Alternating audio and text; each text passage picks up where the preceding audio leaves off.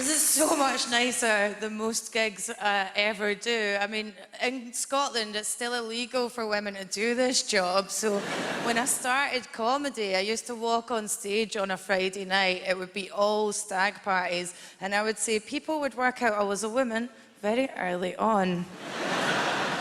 And I could see the disappointment in their faces. I would walk on stage and all the guys would just fold their arms, devastated, as if to go, why is the stripper talking?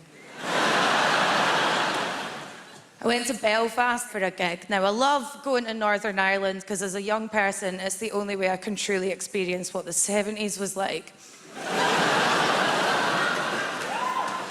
And I got a taxi to the show, and the taxi driver asked what my job was. I stupidly told the truth. I said, I'm a comedian. And he went, a female comedian? I was like, yes, I'm aware they're illegal here too in the state of Gilead.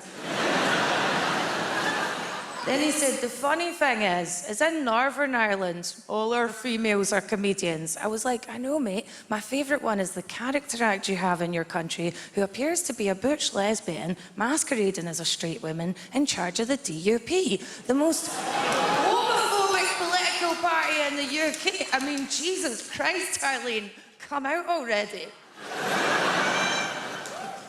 If you don't know who the DUP are, they're a Northern Irish political party. They hate women and gay people, yet they're run by a stone butch lesbian who doesn't seem to know it yet.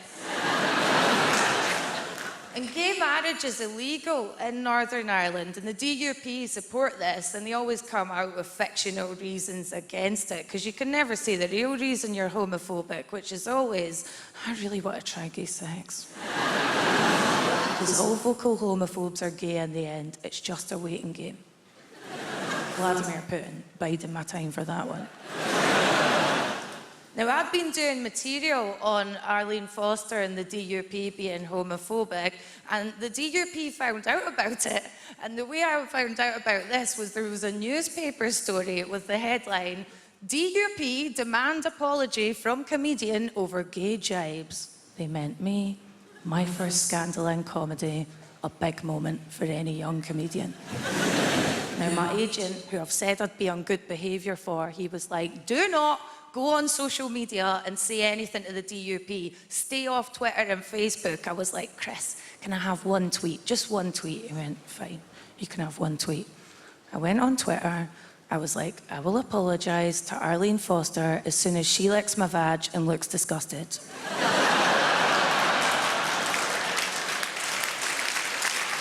His source, I'll say no more, I'm a very private person. Really annoyed me though, because the way I found out about the story was a guy tweeted me. A guy had read my stand-up routine in the newspaper, always the best way to experience live comedy. And he tweeted me saying, how dare you say Arlene is gay just because she's a homophobe? Butch lesbians are never a punchline. Stay in your fucking lane. Presumably meaning the heterosexual lane. Well, I'd been saving this up for some time. I said, mate, if I hate butch lesbians, someone needs to tell all the butch lesbians I've dated, because I'm a bisexual. Game, set, and match. I hate saying I'm a bisexual, right? Because I know people either hate us or they don't believe in us, but I love winning arguments on Twitter. So that was how I came out as a bisexual. If you think about it, this is how I'm coming out as a bisexual to my parents on television. Sorry, Mum and Dad.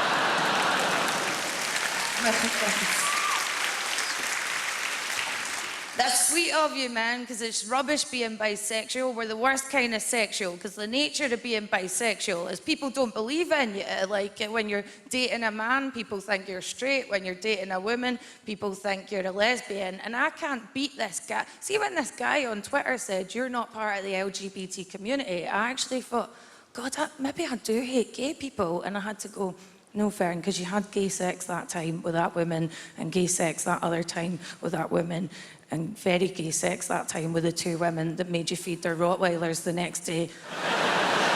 Which isn't a euphemism, by the way. But I can't beat this guy on Twitter because he had a go at me. Because I go out with a guy now, and you can never be demonstratively bisexual in a monogamous relationship unless I have a three-way, which I'm not doing with the guy I go out with now. He'd only embarrass me. Will you please stop crying? Put the kettle on or something. And my boyfriend likes to play devil's advocate with me over the bi thing. He was like, oh, well, a lot of people don't like bisexuals because they think you're going to leave for someone of the opposite gender. And I was like, I have news for you, pal. Everyone leaves in the end, whether it's for a man or a woman or the sweet embrace of death. All love dies in the end. My boyfriend went, it was a phase. What, dating women was a phase. You know it was a phase. You're with me now. I'm like, bitch, I pumped more women than you, which wouldn't be hard given you're an Irish man, you virgin. I only go out with Irish guys, right? I sometimes do a Northern. Oh, they're great, aren't they? Sometimes do Northern Irish as a palate cleanser, but it's not the same. Because I love how dirty their accents are, but once you get them in bed, they're all, what's going on, miss? Oh. Just like farmers in a porno or something. They've got this sexual purity about them that is mwah. I was pumping this Irish guy once, and he started coming out with all this dirty talk, and I was like, ugh, this one's broken. I found it so distasteful. The flip side of that innocence is they can be very misogynistic. And the last time I was in Northern Ireland, I was with a female friend, and this drunk guy, for no reason, catcalled us. And he shouted at us, I'd shag you up the arse, and I'd shag her up the arse. And I was so offended, but then I thought, oh yeah, you'd have to in Northern Ireland, because you still don't have legal abortion. Don't be going, we've got legal access to it in this country. In Northern Ireland, they just have to pretend they love boat trips to Liverpool forever.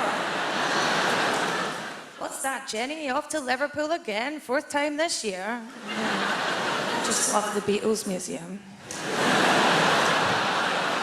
Anyway, guys, you've been amazing. I've been Fern Brady. Good night.